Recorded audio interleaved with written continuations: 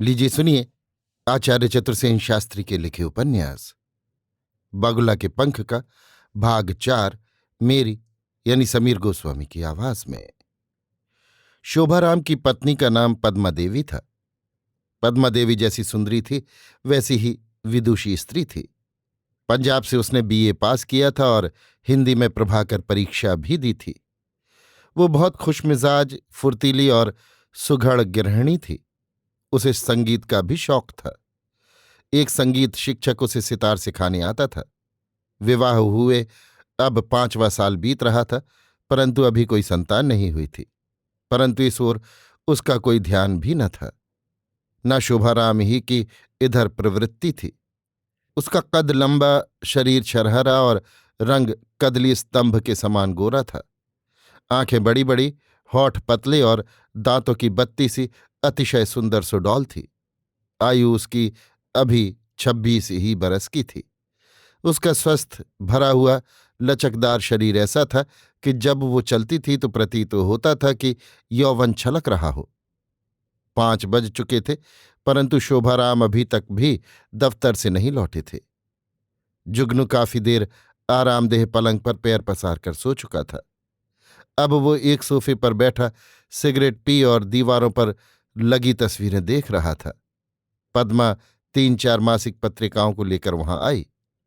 मासिक पत्र उसके सामने टेबल पर रखकर उसने कहा, उनके आने में तो बहुत देर हो रही है, आप चाय पी लीजिए। पद्मा देवी को देखकर जुगनू की आंखें चकाचौंध हो गईं। वो सिगरेट फेंककर एक झटके के साथ उठ खड़ा हुआ। ऐसा रूप उसने कभी देखा न था। ऐसा निसंकोच व्यवहार उसके लिए सर्वथा अनभ्यस्त था। पद्मा को देखकर वो एक प्रकार से घबरा गया।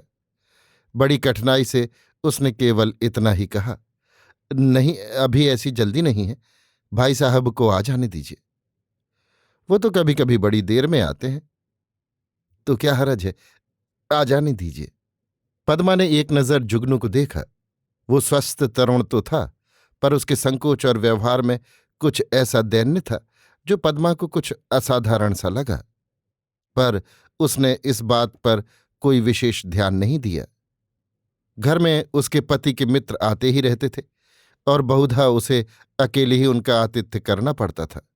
उसने अधिक आग्रह नहीं किया, वो चली आई। परंतु और 1 घंटा बीत गया, पर शोभाराम अभी तक नहीं आए।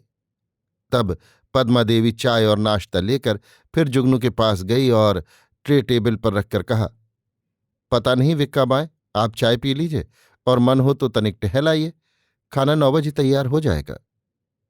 जुगनू ने कोई उत्तर नहीं दिया।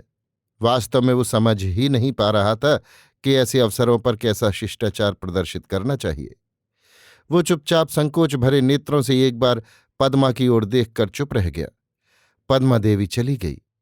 जुगनू ने चाय पीकर फिर सिगरेट जलाई।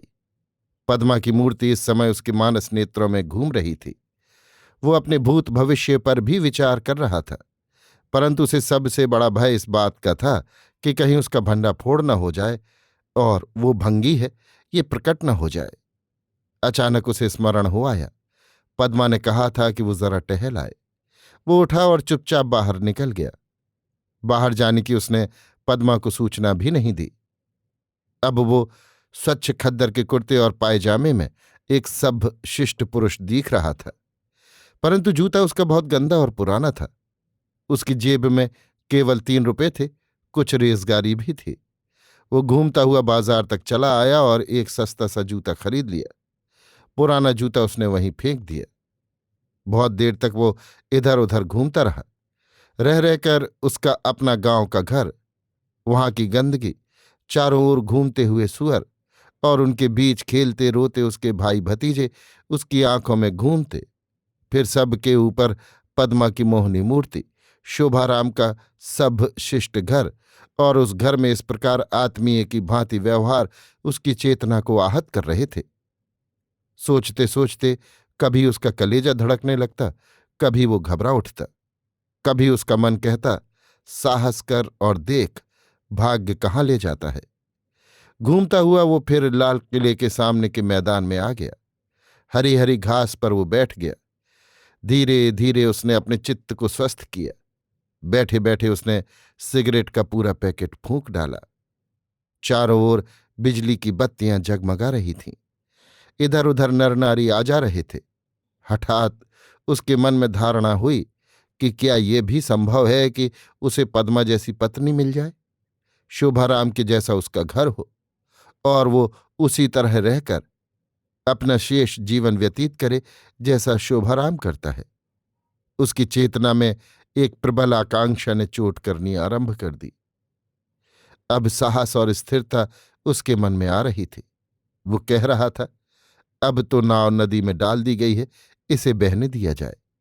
कौन यहां उसे पहचानने आएगा और कौन उसे भंगी कहेगा। परंतु स्वयं उसका मन ही उसे भंगी कह रहा था। उसने एक झटका देकर अपने मन को रोका। उसके मुंह से शब्द निकले, कौन कौन मुझे भंगी कहता है? मैं हूं मुंशी जगन प्रसाद। वो उठा और घर की ओर चला। अभी आप सुन रहे थे आचार्य चतुर्सेन शास्त्री के लिखे उपन्यास बगुला के पंख का भाग 4, मेरी यानी समीर गोस्वामी की आवाज में।